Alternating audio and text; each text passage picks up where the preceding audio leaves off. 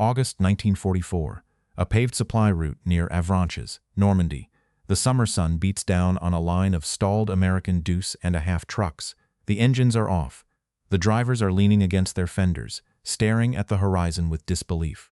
Ahead of them, the road is not blocked by enemy fire or a blown bridge. It is blocked by the rhythmic clatter of hooves and the slow, agonizing creak of wooden wheels. Hundreds of horses pull heavily laden wagons at a walking pace, stretching for miles down the center of the primary highway.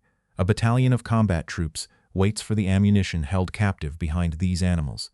In the distance, the low hum of German Messerschmitts begins to vibrate through the air.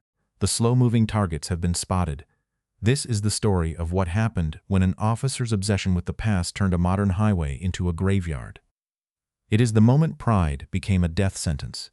This is the story of how an officer's stubborn attachment to the past led to a modern catastrophe, and how George Patton responded to the carnage. It is a look at what happened when old hierarchies met new realities. Before we continue, make sure you subscribe.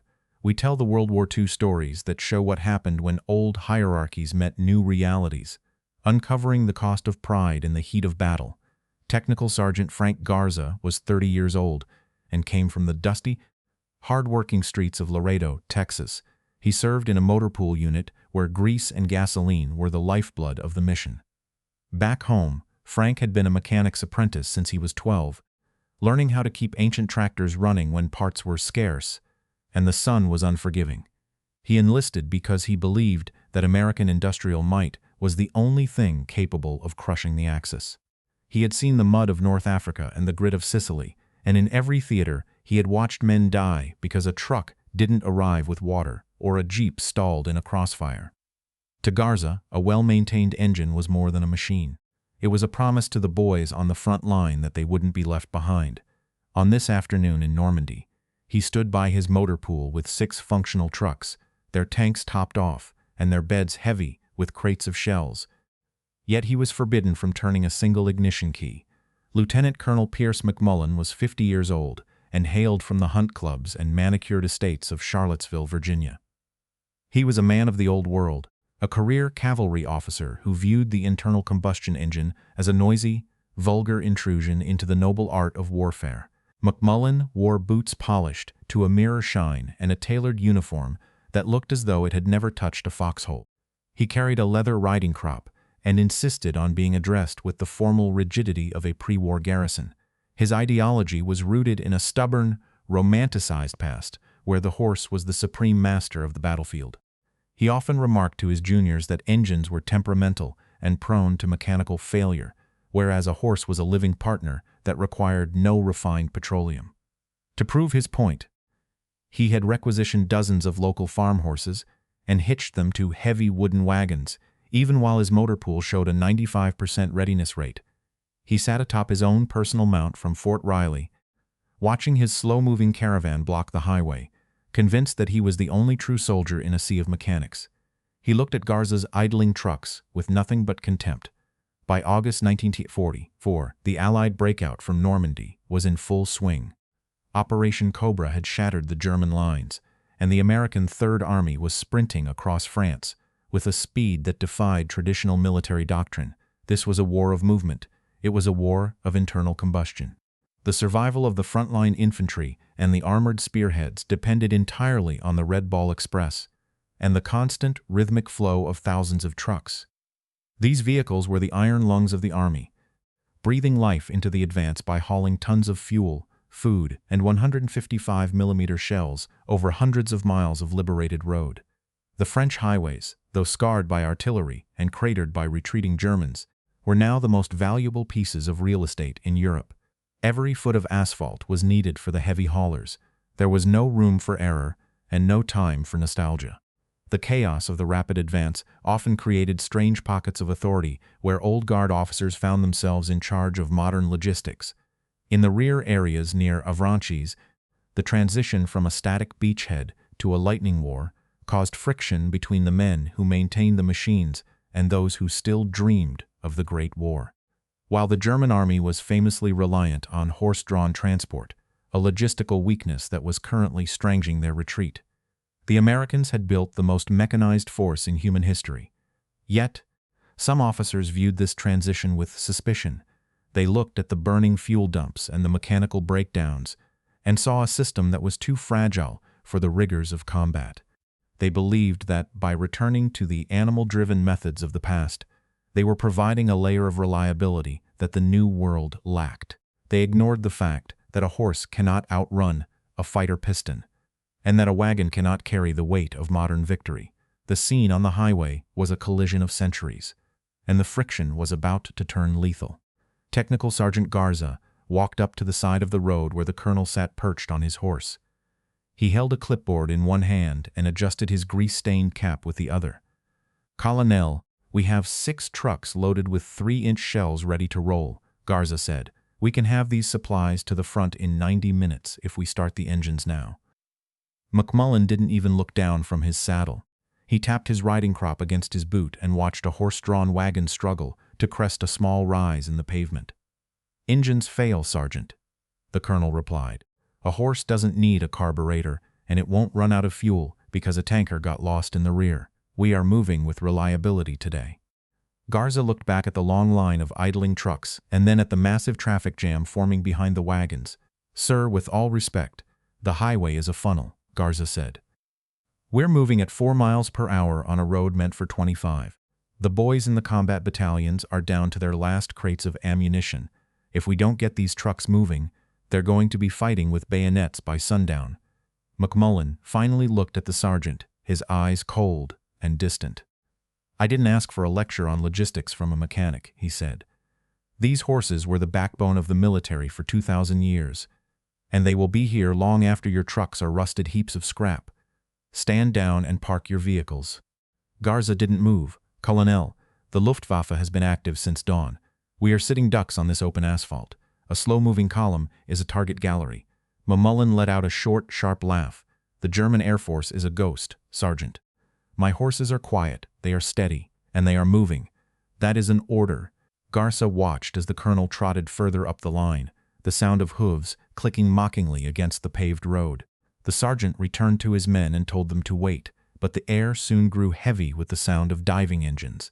The strafing run lasted less than 3 minutes. The slow, heavy wagons had nowhere to go and no speed to escape.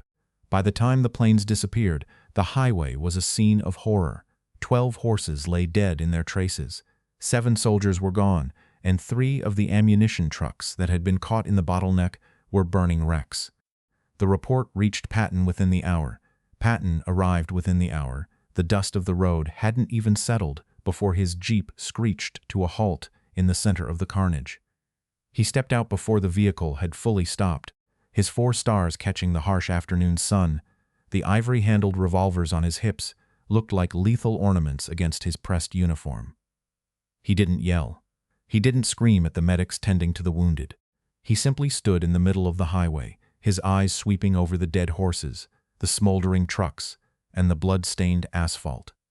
The silence that followed his arrival was heavier than the sound of the strafing run. He walked toward McMullen, who was still seated on his horse, looking down at the wreckage with a stunned, glassy expression. "Colonel, what year is it?" Patton asked. His voice was a low, raspy whisper that cut through the sound of crackling fires. McMullen blinked, his hand trembling as he gripped his riding crop. "It is 1944, General," he replied. Patton took a step closer, his gaze fixed on the horse's ears. "And what war are we fighting, Colonel?" he asked. "The Second World War, sir," McMullen whispered. "Then why in the name of God are horses blocking my highway?" Patton demanded. McMullen swallowed hard, trying to find the posture of an officer.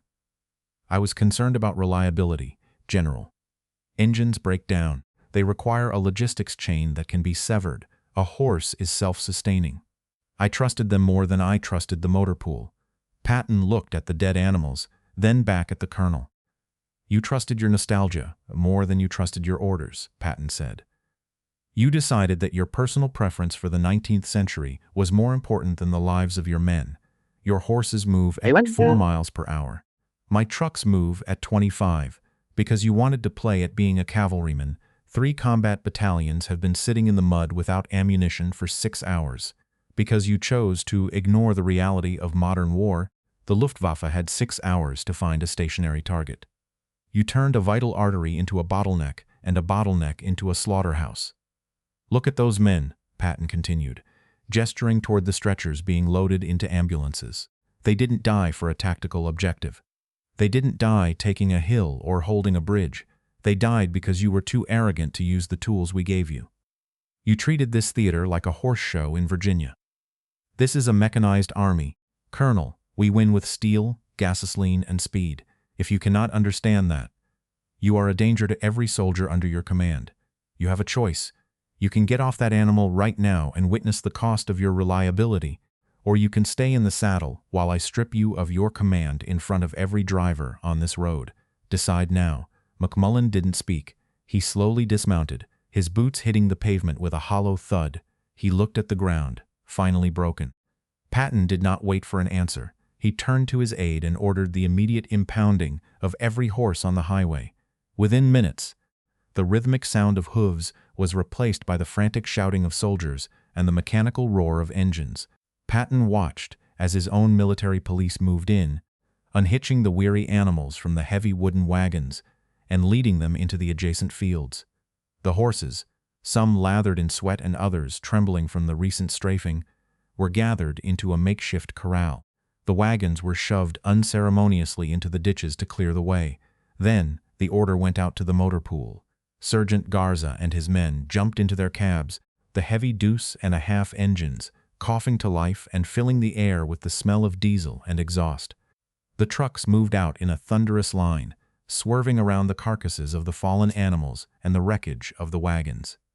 For the first time in 6 hours, the highway belonged to the machines.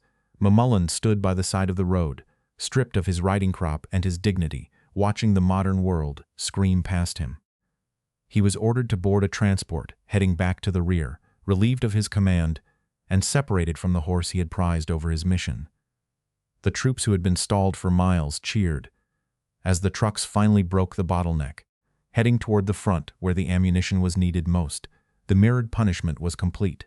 The man who tried to stop time was left behind by it. Frank Garza returned to Laredo in late 1945. He didn't bring back any medals for bravery under fire, but he brought back a deep-seated respect for the machines that had won the war. He opened a small mechanical shop on the edge of town, specialized in truck engines, and worked there until his hands were too stiff to hold a wrench. He rarely spoke of the war, but his family noticed he could never stand the sight of a horse being worked too hard on the road. He died in 1982, remembered by his neighbors as a man who valued efficiency and hated waste.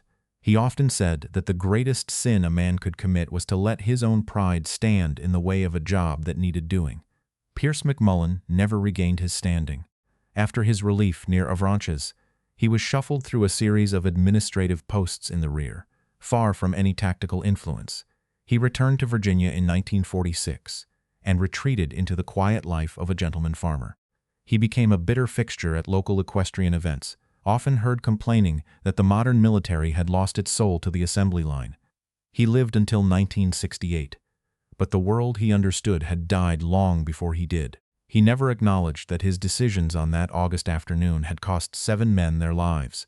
To him, the tragedy remained a failure of mechanical reliability, not a failure of his own judgment.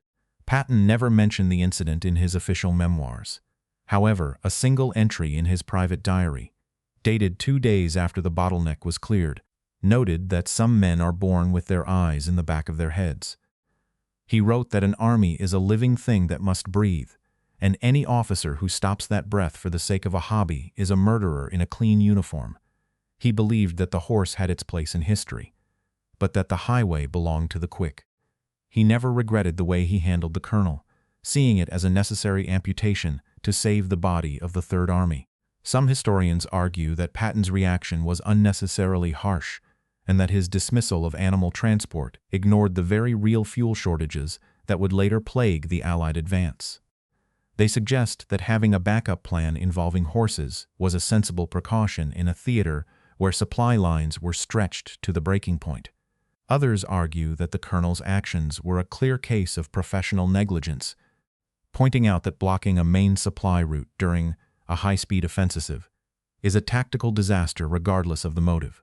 What is certain is that the bottleneck at Avranches remains a textbook example of the friction between traditional military thinking and the brutal requirements of modern mechanized warfare. If you had been in Patton's position, would you have done the same, or would you have allowed the colonel to keep his command and his horses for the sake of tradition? Let us know in the comments. And if you want more stories about what happened when old hierarchies met new realities, make sure to subscribe.